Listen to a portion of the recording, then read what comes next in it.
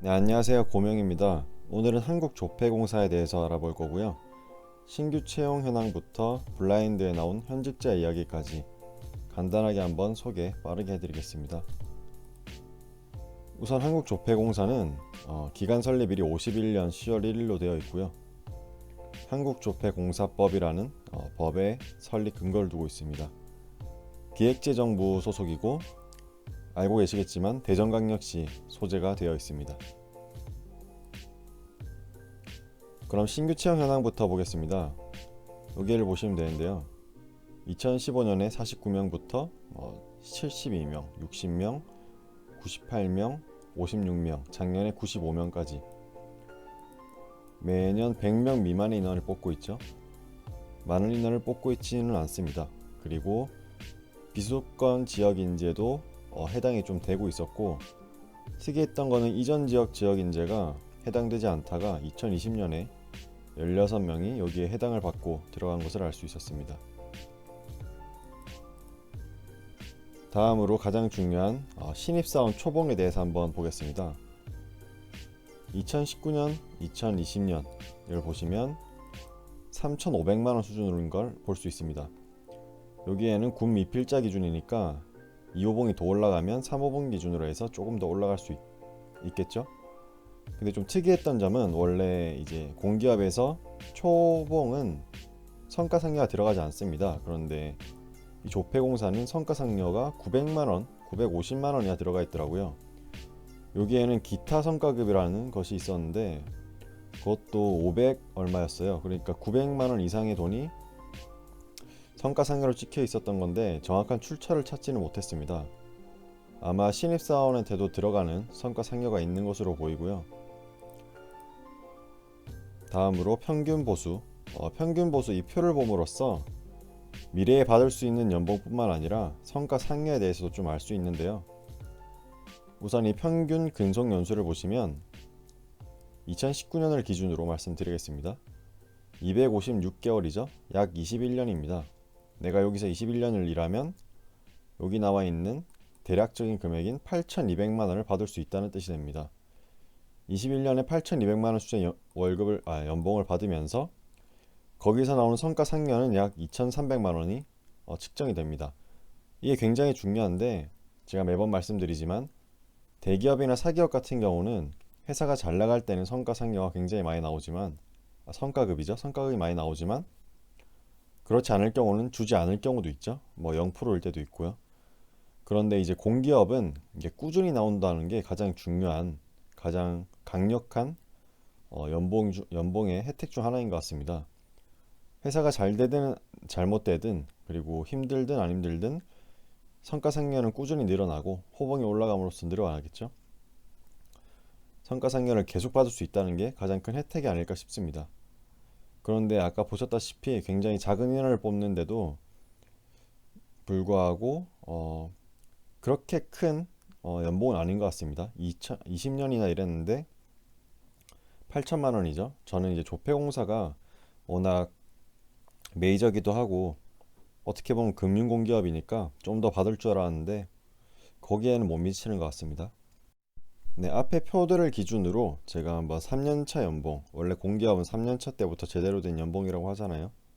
한번 계산해 봤는데 초봉이 우선 3,600만 원이었고 승진 시 올라가는 가산점이 있었습니다. 그러니까 가산 금액이죠.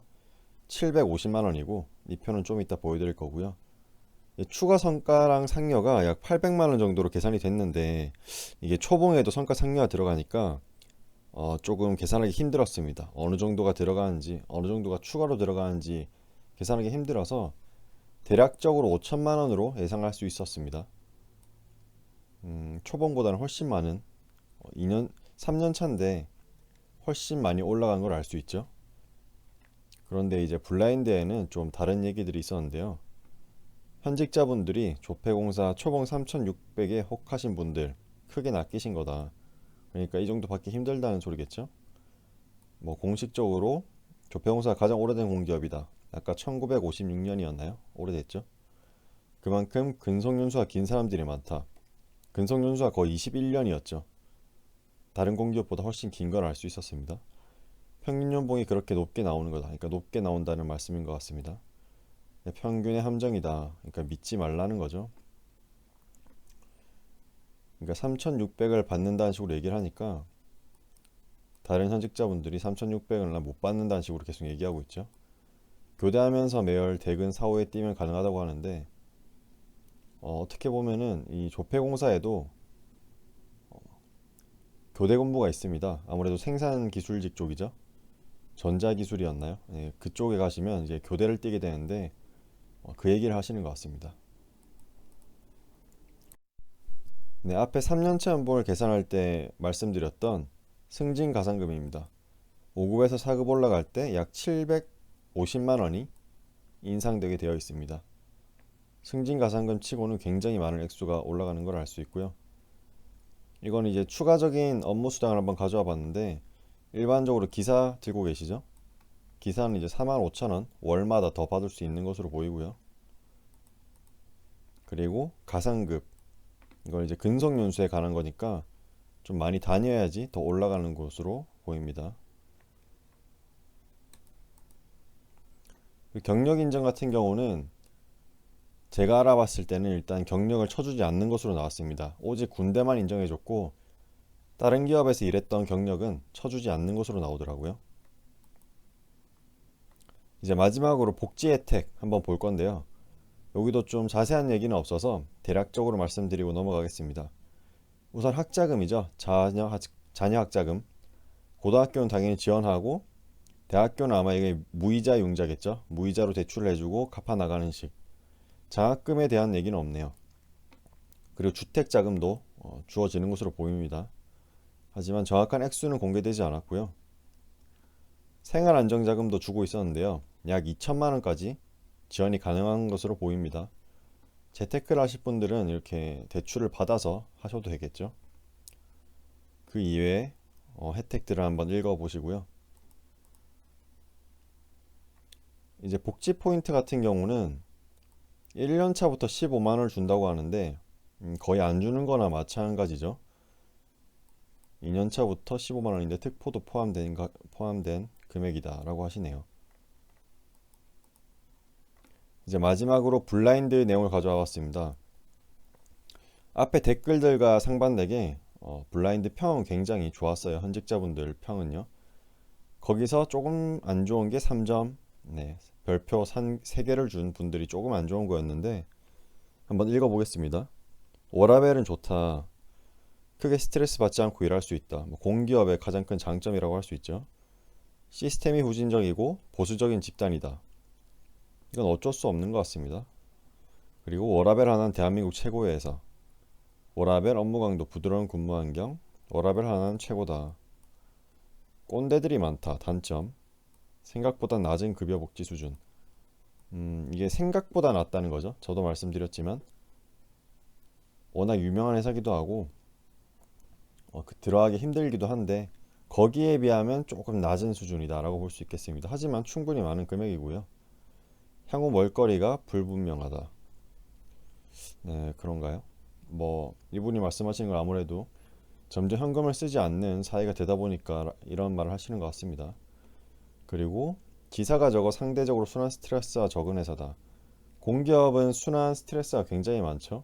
거기에 비해서 이 조폐공사는 순환 스트레스가 적은 회사라고 말씀하고 있는 것 같고요. 본사에 본부가 3개밖에 없네요. 그리고 멀리 안 가서 정착이 편하다. 거의 다 대전 주변에 있는 것 같습니다. 아마 부여랑 그쪽에 있을 텐데 다 근처라고 보시면 되겠죠. 노후된 시스템, 이분이랑 같은 소리를 하시는 것 같고요. 사무 업무는 본사에 집중되어 있어서 야근이 잦다. 네, 이거 보시면 아마 대전에 가시면 조폐공사 건물에 불 켜져 있는 걸 저도 몇 번 본 적이 있는 것 같은데 밤에요. 야근이 잦은 것으로 보입니다. 하지만 워라벨이 보장돼 있다고 하는데 야근이 그렇게 많지는 않겠죠? 워라벨이 보장되는 회사. 워라벨 장점, 단점 타지근무. 하지만 타지근무지만 대전 부여 정도는 우리 발전소나 이제 한수원 이런 데에 비하면은 훨씬 도시 같은 분위기 아니겠습니까? 그리고 평생 직장으로 그럭저럭 다닐 만한 회사. 제가 그나마 안 좋은 평을 가져온다고 이걸 가져온 거고요. 타공기업에 비해 자사가 많지 않아 대도시권에서 평생 근무 가능. 여기도 나와 있죠. 육아휴직 및 유연근무 등 제도가 잘 되어 있음. 아마 공기업은 거의 다 잘 되어 있긴 할 겁니다. 부가부이나 대체적 업무 강도가 가중하지 않고 저녁이 있는 삶, 그러니까 워라밸이 좋다는 소리고, 자기 발전이 어렵다, 커리어 쌓기 불가능. 근데 공기업에 가서 커리어를 쌓는다는 게 저는 조금 이해가 되지 않습니다. 원래 공기업에 물론 자기 개발을 해야 되는 게 중요하지만 인생에서 워라밸을 보장된 만큼 그 시간을 활용해서 다른 자기 개발을 하면 되지 않을까 싶습니다. 일을 열심히 하면 할수록 손해보는 구조. 이것도 어떻게 보면 모든 공기업이 가지고 있는 고민거리가 아닌가 싶습니다. 사원 대리급의 일이 너무 몰림, 사내에 비밀이 없음. 뭐 이거는 어딜 가나 그렇죠. 워라밸, 자기 시간 많음, 강력시 알박기 가능하다, 꼰대 문화, 그리고 박봉. 전체적으로 단점이 살짝 꼰대 문화와 노후된 시스템, 그리고 만족되지 않는 연봉 정도가 있겠네요. 하지만 장점은 워라밸이 좋다는 거죠. 스트레스도 없고 대도시권에서 근무가 가능하다. 이 정도로 요약할 수 있겠습니다. 오늘은 조폐공사 한번 알아봤고요. 구독과 좋아요 부탁드리고 다음에 다른 공기업 가지고 한번 오겠습니다. 감사합니다.